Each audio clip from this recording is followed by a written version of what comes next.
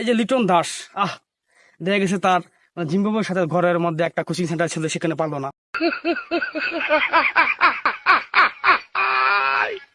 Hello সালা, মারবো এখানে, লাশ পড়বে শ্মশানে।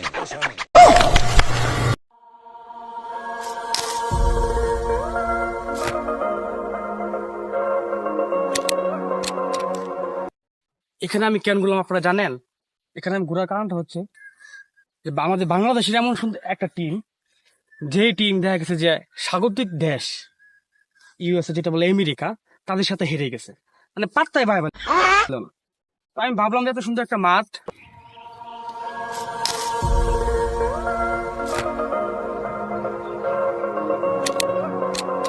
বাংলাদেশকে আমি এই মাঠে খেলাবো, এই মাঠে খেলিয়ে তারপর তাদেরকে পাঠাবো বিশ্বকাপে।